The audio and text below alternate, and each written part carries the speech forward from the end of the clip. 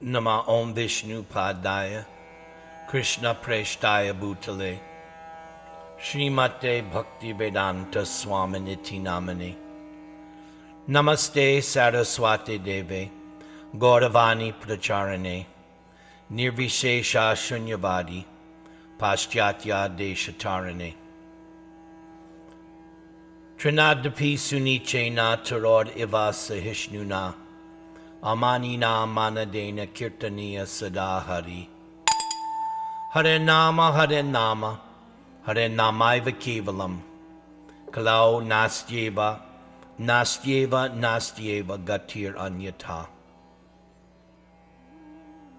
Jaya Sri Krishna Chaitanya Prabhu Nityananda Sri Advaita Gadadhar Sri Vasadi Gaur Bhakta Vrinda Hare Krishna Krishna Krishna Hare Hare Hare Rama Rama Rama Hare Hare Shri Shudra Dvija Bandhunang Trayi Nashruti Gochara Karma Shreyasi Mudhanang Shreya Evang Bhaved Iha Iti Bharatamakyanang Kripaya Munina Kritam. Out of compassion, the great sage Vyasadeva, who is very kind to the ignorant masses of people, thought it wise to edit the Vedas so they might be assimilated by less intellectual persons. This would enable them to achieve the ultimate goal of life. Thus he compiled the great historical narration called Mahäbhärata, which is meant for women, laborers, and friends of the twice born. Om Namo Bhagavate Vasudevaya. Om Namo Bhagavate Vasudevaya. Om Namo Bhagavate Vasudevaya. Chapter 17, Part 1. Arjuna conquers the north. Arjuna was becoming successful in his conquests. He first overpowered the king of the Kulindas, then the Anastas, then the Kalkutas. He defeated the many kings on the island continent of Sakal. Then he encountered King Bhagadat, a powerful warrior. The battle between Bhagadat and him lasted 8 days. But finally, when the king found himself overpowered, he agreed to accept Yudhishthir's rule. Arjuna continued northward. He reached the mountains and vanquished the many barbarian tribes. Arriving in Kashmir, he subdued the region's Kshatriyas, then passed over the Himalayas. To the north of the mountains lay the land inhabited by the Kimpurushas, celestial beings born of Yaksha woman. Incensed at the approach of a human army, they fought a fierce battle, but finally Arjuna subdued them. Arjuna then conquered the land of the Guyakas, another tribe of celestial fighters, followed by a region inhabited by the Gandharvas. Finally, Arjuna arrived in Harivarsha, the land where the northern Kurus dwelt. At the border, a number of powerful, large-bodied guards stopped him. They said, "O Arjuna, this land cannot be entered by humans. If you try, you will perish along with your army. Indeed, even if you were able to enter, you would not see anything. It is because human eyes cannot see this land or its residents. Go back. There is nothing to be conquered here. Your conquests are already sufficient. We are pleased with you and will happily offer you a gift. So, What would you like? Arjuna bowed respectfully to the divine beings and said, I desire Yudhishthir's imperial dignity. If you accept him as the emperor of this wide earth, then please give something as tribute. The northern Kurus immediately offered Arjuna a large number of celestial clothes and ornaments. Then they said, We know you and your brothers to be great servants of the Supreme Lord. Go now with our blessings. May you always gain victory.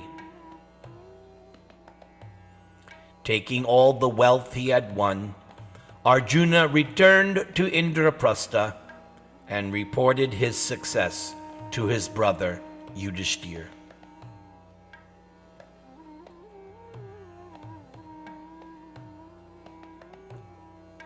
Part 2.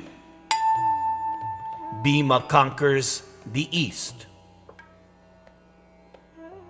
Meanwhile, Bhima had marched to the east with a powerful army. He first encountered the Panchalas, who happily accepted Yudhishthir's rule. Then he overcame in battle the Gandakas, Videhas, and Darsharnas. One by one, Bhima subdued the many kings in the east. When he reached Chedi, he was received graciously by its king, Shishupal, who inquired, My dear Pandava, what are you bent upon doing?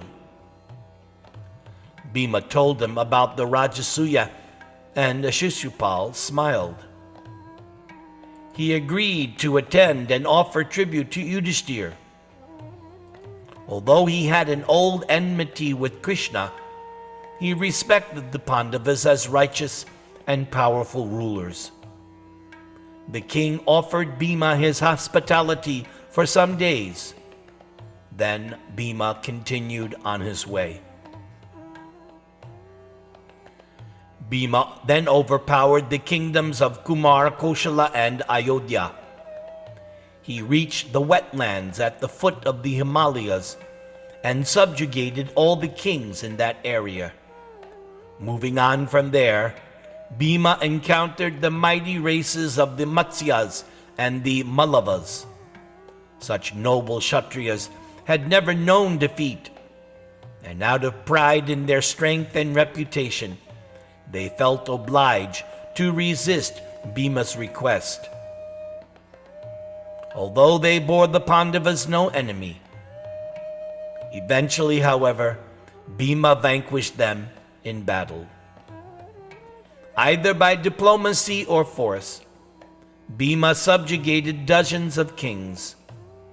Many of them joined him as he marched on, bringing tribute to offer to Yudhishthir in Indraprastha. Those kings who did not surrender were slain by Bhima. Others gave him profuse wealth. Bhima amassed enormous quantities of gold, silver, gems, valuable cloth, sandalwood, blankets, carpets, coral, and ivory, all of which he packed on the backs of a long train of elephants and asses.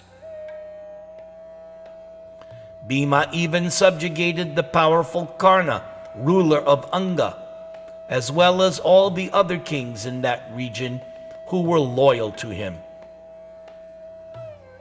After conquering many barbarian tribes, he finally returned to Indraprastha and offered everything he had acquired to his brother Yudhishthir.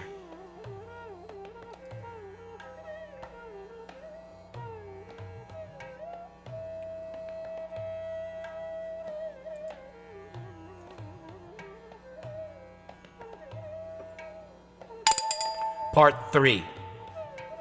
Sahadev conquers the south. On his expeditions to the south, Sahadev defeated many kings, such as Surasena Adiraj Dantavakra. He reached Kunti Boja's kingdom, and his grandfather received him with great affection. From there, he went on to conquer the kingdoms of Jambaka, Sheka, and Avanti. After crossing the Narmada River, he arrived at Bojakata, where he fought a long battle with King Bhishmaka. Although Bhishmaka was favorable to the Pandavas and had been happy to see his daughter Rukmini become Krishna's principal queen, he wanted to test the Pandavas' power. After 2 days of fighting, he admitted defeat at Sahadev's hands.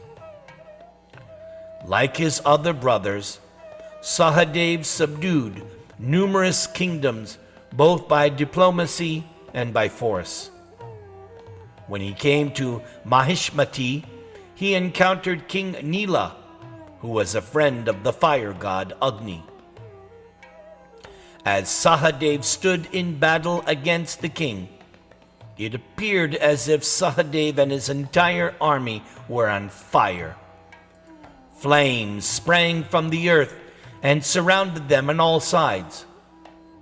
Thousands of soldiers and chariots were reduced to ashes. Sahadev even saw his own life threatened as the fire swept toward him. He could understand that it was Agni himself who was assailing him. Sahadev quickly dismounted his chariot and knelt in prayer to the fire god. O exalted one, you are the mouth of the demigods into which all oblations are placed. You sanctify everything. From you the Vedas have sprung, and you are sacrifice itself. O greatest of gods, please endow me with your energy. O bearer of all sacrificial offerings, do not place obstacles before Maharaj Yudhishthir's sacrifice. As Sahadev prayed, the flames gradually died down. Agni then appeared in person before him and said, O descendant of Kuru, rise up. I was only testing you. I understand your purpose and those of your brother Dharmaraj. I always protect this city, but I will help you to accomplish your aims. Agni then went to King Nila and told him to receive Sahadev with honor and offer King Yudhishthir tribute. King Nila explained how his beautiful daughter had won Agni's heart, and now they were married. Thus Agni protected the city. On the order of Agni, however, the king would gladly accept Yudhishthir's rule. Sahadev then moved on to conquer various cannibal races, including one powerful tribe known as the Kalamukas. These tribes were a cross between Rakshasas and humans.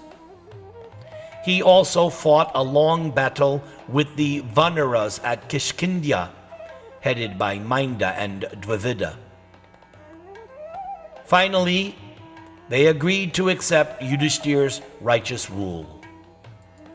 The tribes of Nishadas, Yavanas, Pandyas, Dravidas, Andas, Talavanas, and many others were all subjugated. At last, Sahadev returned to Indraprastha with vast amounts of wealth.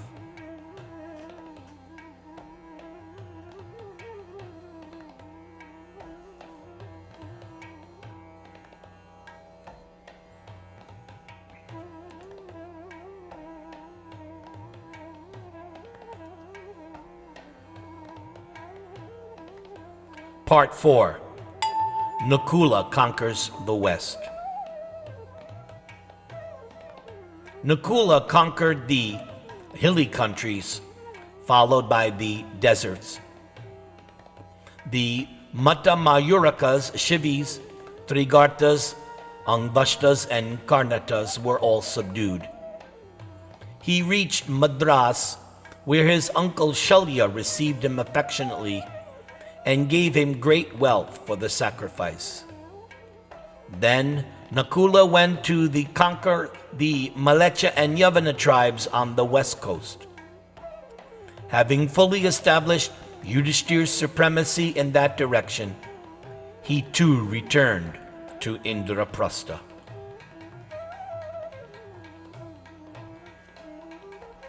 Part 5. The Räjasooya Sacrifice. Yudhishthir joyfully received all of his brothers back from their expeditions. Now, no one stood in opposition to his authority. His treasury was also so full that it could not be emptied even in 100 years.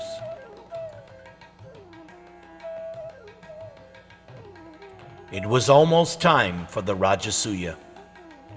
As promised, Krishna returned to Indraprastha, accompanied by his wives and relatives.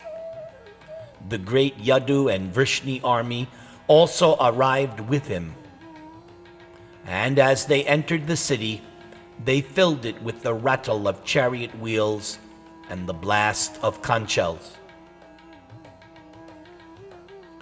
The already inexhaustible ocean of gems the Pandavas possessed was filled to overflowing when Krishna presented his gifts. When Krishna and his relatives had all been properly received, Yudhishthir sat with Krishna in his assembly hall and said,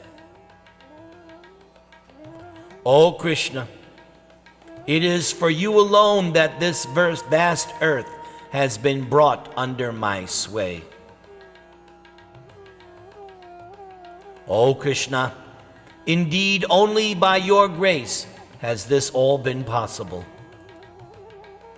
I wish now to devote all my wealth to the Brahmins and to Agni, the carrier of sacrificial offerings. Please grant me permission to perform the Räjasooya sacrifice." Krishna praised Yudhishthir's many virtues. "You deserve the imperial dignity without any doubt. Yes, perform the sacrifice. If it is successful, I shall consider it my own success. I am always seeking your good and will do whatever I can to assist you. Please appoint me in some office, and I shall surely obey your commands."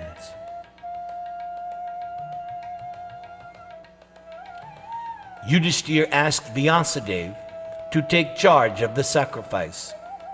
Thus Vyasadeva himself became the chief priest.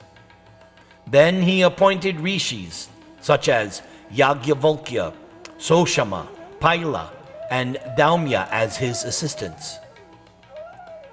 Together they constructed the 6 sacrificial altars in the vast compound marked out at a sacred place near the city. Yudhishthir had arranged for the construction of mansions to house the thousands of kings that would be in attendance, as well as quarters for the other classes of men. Innumerable Brahmins were streaming into Indraprastha, and each was received with gifts of wealth and offered comfortable accommodation. When the party from Hastinapur, headed by Dhritarashtra and Bhishma, arrived, Yudhishthir personally received them with love. He bowed at his elders' feet and said,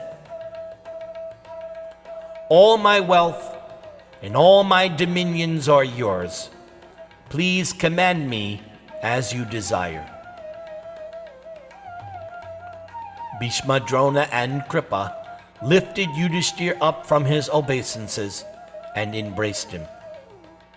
They shed tears of happiness to see his opulence and success. From their very first hearing that Yudhishthira was planning this sacrifice, they had been overjoyed. Even Dhritarashtra was happy, sending word of his approval to Yudhishthira. After all, the Pandavas were enhancing the glory of their dynasty, firmly establishing the Kurus' position as world emperors, a position which had been lost since the demise of King Pandu himself. Holding Yudhishthira by his shoulders, Bhishma said, "It is fortunate indeed that we see you today ready to perform the great Räjasooya sacrifice. Surely this is by the grace of the Supreme Lord himself. You are indeed a fit person to acquire the imperial dignity. Please allow us to be your servants and give to us some post in this sacrifice."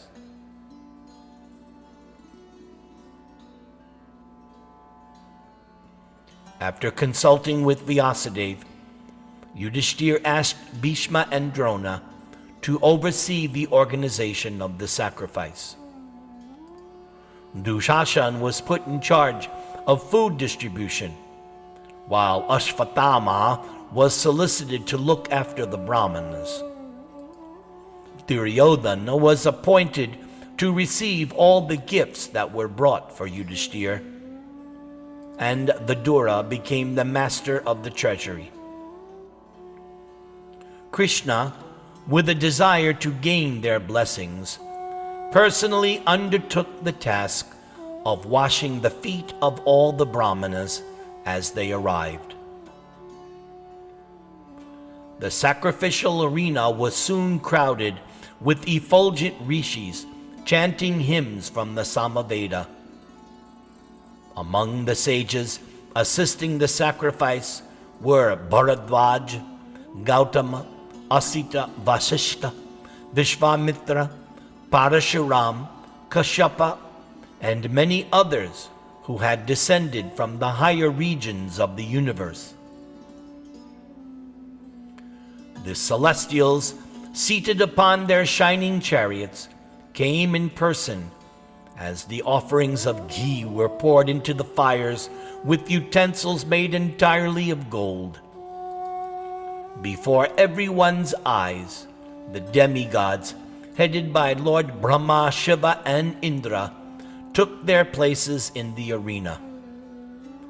The gold platforms around the sacrificial arena, being crowded with celestials and rishis, looked as beautiful as the sky, studded with innumerable stars.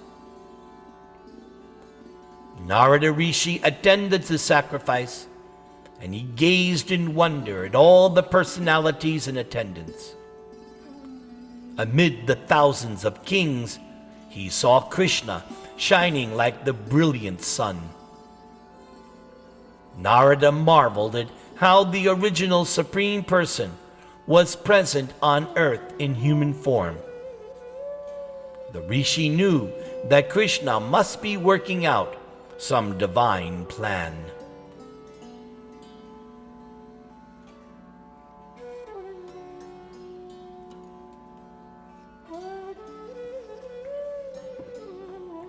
Part 6. Agra Puja. After many days, Yudhishthira was crowned emperor. On the final day of the sacrifice, the Brahmanas prepared the juice of the soma plant to offer to the great personalities in attendance. First, they would be worshipped with due ritual. Then they would be invited to partake of the divine beverage. Bhishma said to Yudhishthira, "You should now select the most important person at this assembly and worship him with arghya. The guru, the priest, the relative, the asnataka, the friend, and the king. These 6 all deserve this worship. Therefore, worship all these kings and Brahmins, starting with he whom you consider foremost.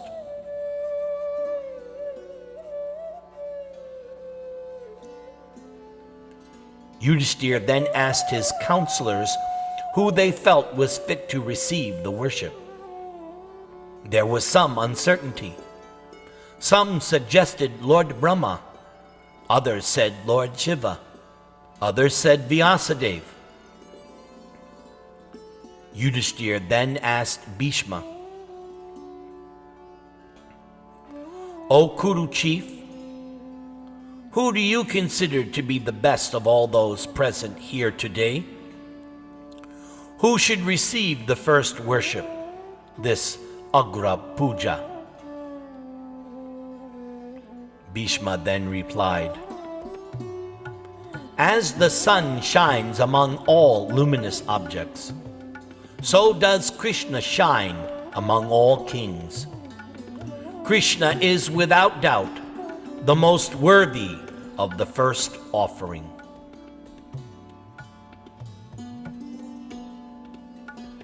Yudhishthira agreed fully, as did Sahadev.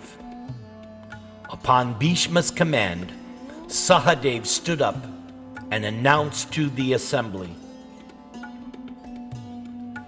"Emperor Yudhishthira would like to offer the Agra Puja to Krishna. Even though the principal gods are also present, they are all subordinate to Krishna. He is the ultimate goal of all yogis and ascetics who aim for self-realization. But what need is there for me to speak of Krishna's glories? All of you exalted personalities are fully aware of Krishna's position. Indeed, Krishna is the supersoul of everyone. Therefore, by satisfying Krishna, we will satisfy all created beings." Sahadev continued to glorify Krishna for several more minutes. Lord Krishna, the best among the members of the Yadu dynasty and the protector of his devotees, is the most exalted personality in this assembly. Therefore, without any objection, I think that Krishna should be offered the honor of being worshipped first. Although demigods such as Brahma, Shiva, Indra, and many other exalted personalities are also present in this assembly, no one can be equal to or greater than Krishna in terms of time, space, riches, strength, reputation, wisdom, renunciation, or any other consideration. Anything considered an opulence is fully present in Krishna. As the individual soul is the basic principle of the growth of this material body, Krishna is the supersoul of this cosmic manifestation. All Vedic ritualistic ceremonies, such as performance of sacrifice, offering of oblations into the fire, chanting of Vedic hymns, practice of mystic yoga, these are all meant simply for realizing Krishna. Whether one follows the path of fruitive activities or the path of philosophical speculation, the ultimate destination is Krishna. All bona fide methods of self-realization are simply meant for understanding Krishna. Ladies and gentlemen, it is more than what is needed, more than what is desired, more than what is required. It is superfluous to speak about Krishna, because every one of you exalted personalities knows the Supreme Brahman, Lord Krishna, for whom there are no material differences between body and soul, between energy and the energetic, or between one part of the body and another. Since everyone is part and parcel of Krishna, there is no qualitative difference between Krishna and all living entities. Everything is an emanation of Krishna's energies, material and spiritual. Krishna's energies are like the heat and light of fire. There is no difference between the quality of heat and light and the fire itself. Also, Krishna can do anything he likes with any part of his body. We can only execute a particular action with the help of the particular part of the body. But Krishna can do anything and everything with any part of his body. And because Krishna's transcendental body is full of knowledge and bliss in eternity, Krishna does not undergo the 6 kinds of material changes. These changes are birth, existence, growth, production, dwindling, and finally vanishing. Not forced by any external energy, Krishna is the supreme cause of the creation, maintenance, and dissolution of everything that be. By the grace of Krishna only, everyone is engaged in the practice of religion, the development of economic conditions, satisfaction of the senses, and ultimately the achievement of liberation from material bondage. These 4 principles of progressive life can be executed by the mercy of Krishna only. Therefore, Krishna should be offered the first worship of this great sacrifice, and no one should disagree. Just as by watering the root of a tree, one automatically waters the branches, twigs, leaves, and flowers, or as by supplying food to the stomach, one automatically nourishes all parts of the body, so by offering the first worship to Krishna, we shall satisfy everyone present in this meeting, including all the great demigods. If anyone is charitably disposed, it will be very good for him or her to give charity only to Krishna.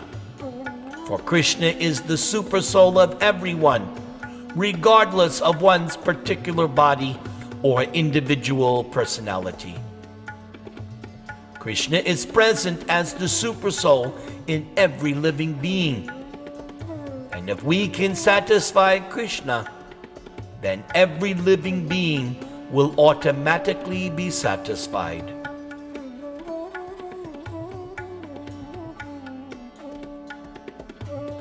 When he stopped speaking, the rishis, celestials, and assembled kings resoundingly approved.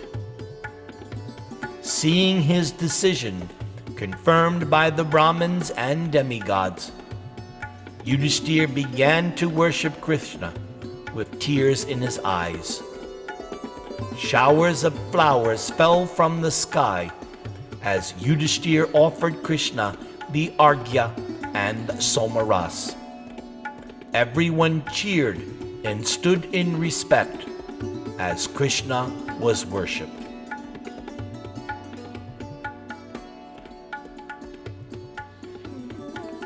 Part 7. Shishupal outraged. But there were a few monarchs who did not agree. Shishupal in particular was outraged, and he remained seated while the offering was being made to Krishna. He was seething. Krishna was his enemy. Shishupal had once been about to marry the beautiful Rukmini, but Krishna kidnapped her on her wedding day and married her himself. From that day forward, Shishupal's enmity toward Krishna had only increased. This offering of honor was too much to tolerate. Shishupal suddenly leapt to his feet and began to roar angrily.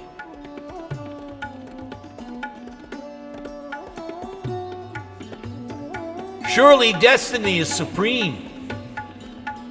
Otherwise, how could this injustice have occurred? How could those present have been influenced by the words of a foolish boy? I cannot agree with Sahadev's statements. There are many personalities here much more worthy of the worship than Krishna. The great rishis, the gods, and all the earth's kings are present. Why, Krishna is not even a king. Krishna is nothing but the son of a cowherd man. We cannot even ascertain his actual caste or social position. He seems to care nothing for Vedic injunctions and principles. How then can Krishna be worshipped in this assembly?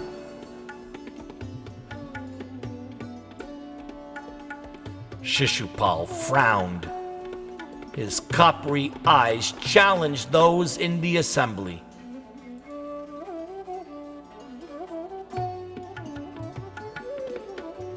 Krishna is neither the eldest, nor the wisest, nor the most powerful person present here. There are many others who are more qualified than Krishna in every respect. Yudhishthira could have worshipped any one of them before selecting Krishna.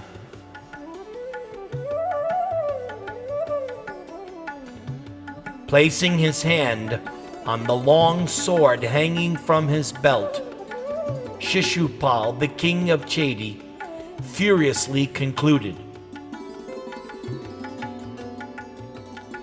"We have paid tribute to Yudhishthira, thinking him to be virtuous. But this was clearly a mistake. He has insulted us today by worshiping Krishna. Krishna most unrighteously killed Jarasandha. Now we can see what sort of man are Yudhishthira, what sort of men are his brothers, as well as Bhishma, who approved all of this madness." Shishupal turned to address Krishna directly. "As for you, Krishna, why have you allowed yourself to be worshipped like this? You are exactly like a dog which has stolen the offerings of ghee meant for a sacrifice and licking them up in solitude. You are like a wife to an impotent man, or a beautiful sight to a blind person. This is just like worship to you. Well, you are not even a king." Shishupal strode toward the gate of the arena, followed by several other kings who were in agreement. Other kings rose in anger upon hearing Shishupal's words. Some left the assembly censuring Shishupal, while others took up their swords and shields in order to fight with him. Bhishma at once stood up and justified the selection of Krishna. Bhishma spoke fearlessly, checking Shishupal as he walked away. "One who does not approve of the worship of Krishna, who is the oldest person in this universe, deserves no respect at all. O King of Chedi Shishupal, We do not worship Krishna out of any material motivation. Many times I have heard from those very advanced in knowledge that Krishna is the supreme person. Krishna is whom the universe itself is established. Only foolish men like you can never understand this truth. Bhishma gave numerous reasons why Krishna should be worshipped. He described the many wonderful feats Krishna had achieved, why even as a child he had slain the many powerful demons Kamsa had sent to kill him. In the end, Krishna had even killed Kamsa himself. Once, Krishna had lifted a great hill with one hand and held it for a full week when he was only 7 years old. Bhishma challenged any king to match Krishna's prowess in battle, or any wealthy man to display more riches than Krishna. No one could show more knowledge or wisdom than Krishna. Why, in every way, Krishna was possessed of superlative opulences. When Bhishma Dev stopped speaking, Sahadev rose and lifted his left foot. He was angry, and his voice boomed out. If there is any man here who feels Krishna should not be worshipped, then let him step forward. I shall then place my left foot on his head.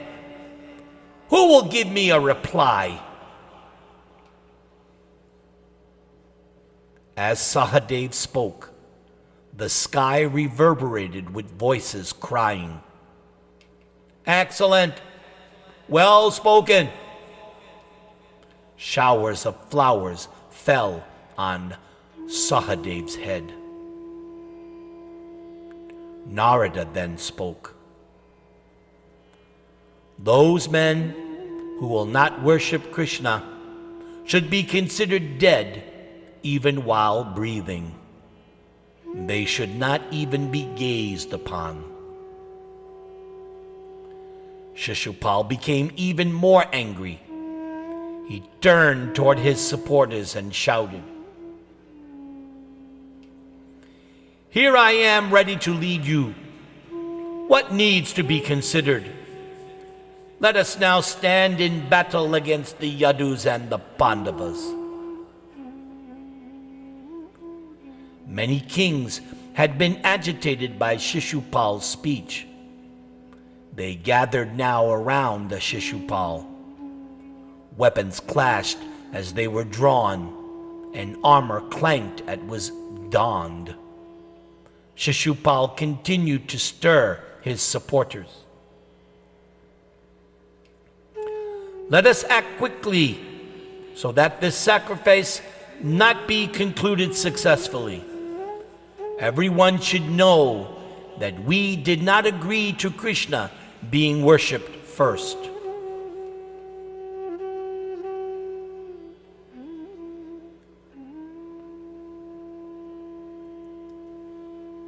Part 8. Bhishma replies to Shishupal. Yudhishthir's supporters also prepared themselves for battle. The assembly of monarchs looked like the ocean rising at full moon. Yudhishthir was alarmed to see his sacrifice about to be spoiled, even as it had almost reached its conclusion. He turned anxiously to Bhishma and said, "O grandsire, these kings are seized by wrath and seem bent upon battle. What should I do to avoid my sacrifice from being spoiled and my subjects being harmed?" Bhishma laughed and replied in a voice which Shishupal could hear clearly. "O best of Kurus, have no fear that Shishupal can create any disturbance in Krishna's presence. He and his supporters are like a pack of dogs barking at a sleeping lion. Only as long as Madhava does not act can they exhibit their valor. Krishna is the creator and destroyer of all beings in the universe. Shishupal has very little intelligence.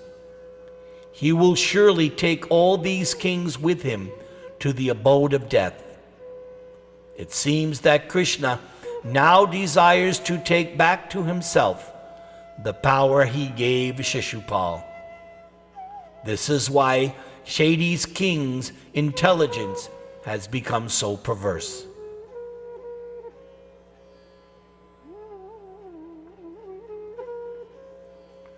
Shishupal could not tolerate Bhishma's words, and he screamed in response.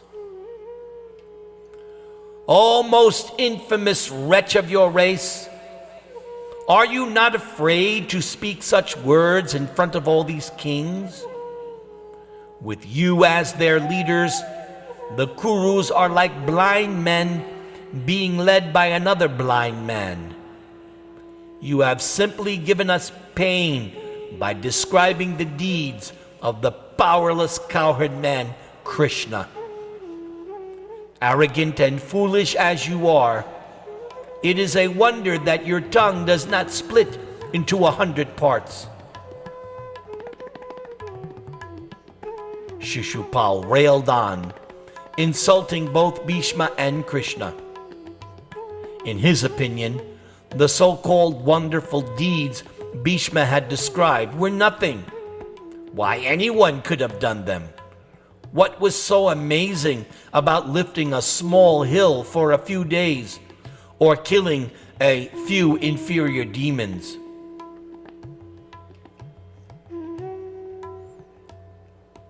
Shishupal continued, "O wretch, although you pose as virtuous and learned, we can see your real nature. You are sinful and arrogant. Only because you are impotent have you taken your famous vow of celibacy. You deserve to die at the hands of these kings." Hearing his noble grandfather insulted so grievously, Bhima became enraged. His large eyes, resembling lotus petals, expanded even further in anger, and they turned coppery red. His brow wrinkled into 3 lines, and he ground his teeth. He stood up, appearing like death, preparing to swallow every creature at the end of the yuga. But Bhishma caught him by the hand and restrained Bhima. He appeased Bhima with gentle counsel. Like the ocean, unable to transgress its shores, Bhima felt unable to disobey the Kuru elder. He sat down again, glaring at Shishupal.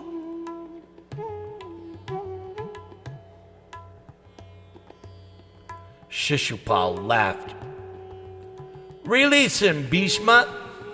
Let all these kings see Bhima burnt down by my prowess, just as an insect is destroyed by fire."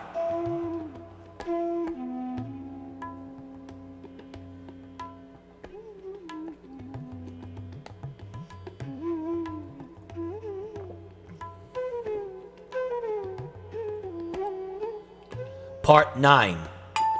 Strange History of Shishupal. Bhima again started up, but Bhishma stopped him with a glance. Fixing Shishupal with his angry eyes, Bhishma then began to narrate the history of Shishupal. Shishupal had been born with 3 eyes and 4 arms. As soon as he took birth, he screamed and brayed like an ass. An invisible voice from the heavens prophesied that Shishupal would grow up powerful and fearless. But one day he would be killed by a great hero. When Shishupal's mother had asked the voice who that hero would be, the voice replied that the child's extra arms and third eye would disappear when he was placed upon the lap of the very person who would one day kill him. This came to pass when young Shishupal was placed upon the lap of Krishna. Horrified when she realized that Krishna would kill her son, Shishupal's mother had begged, "Please, grant me a boon, O Krishna. Pardon my son for the offenses he may commit against you. I desire his welfare, and I wish for him a long life." Krishna replied to Shishupal's mother, "O blessed lady, even when Shishupal deserves to be killed, I will forgive him.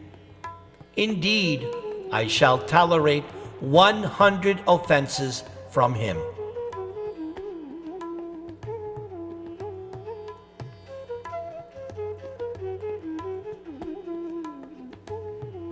Part 10. Krishna delivers Shishupal. Bhishma concluded, "This wretch Shishupal is thus destined to be killed by Krishna. His time has finally come. Therefore he roars like this, caring nothing for ourselves or the infallible and unknowable Krishna.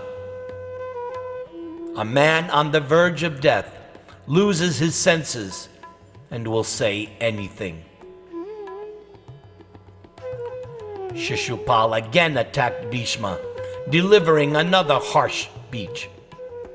Bhishma waited for him to finish and replied calmly, "O king of Chedi, cease your rantings. There will never be an end to arguments, for words may always be answered with words. Here is Govinda. Let anyone who opposes him stand now before him in battle. Thus you will attain liberation, your soul entering his transcendental body."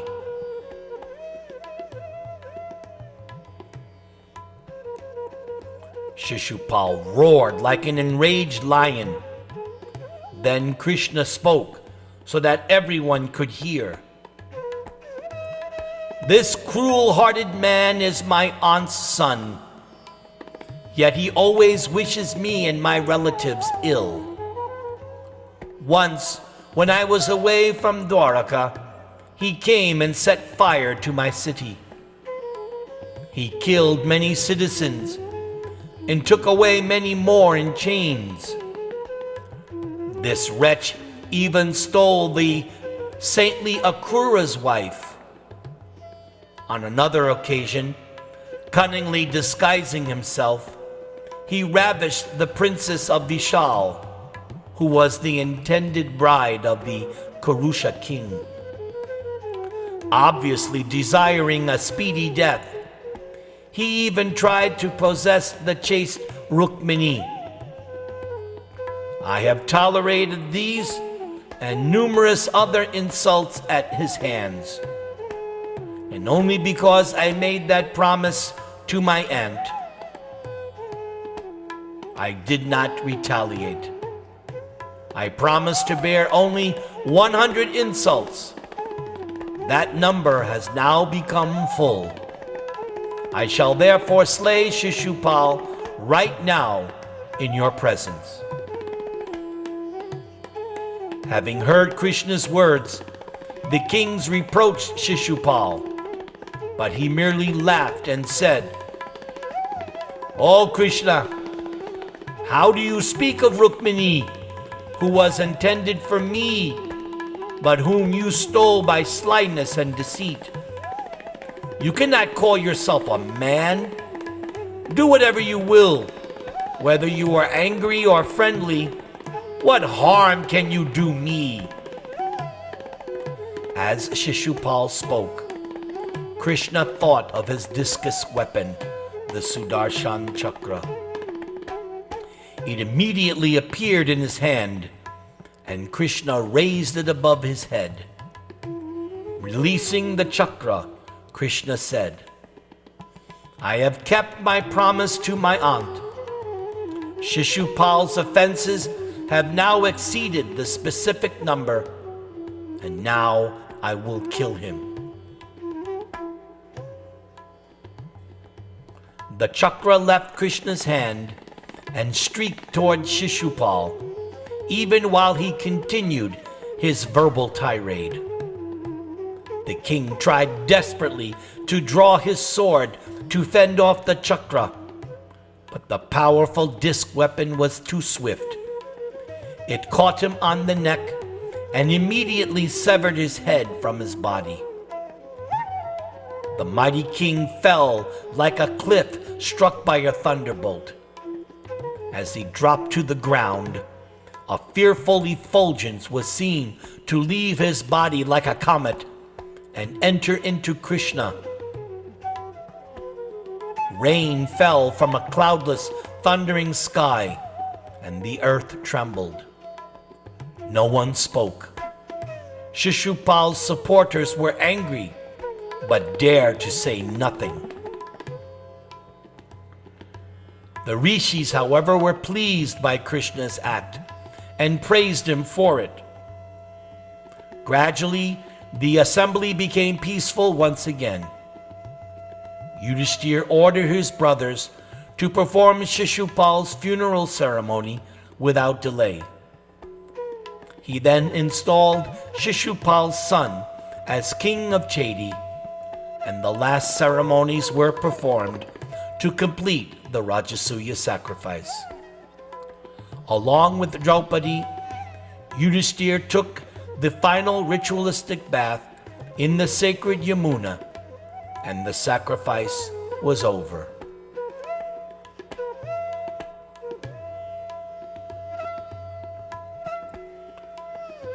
Final part, number 11. After some days, the kings departed for their own kingdoms. The Pandavas accompanied them to the outskirts of Indraprastha and then bid them farewell.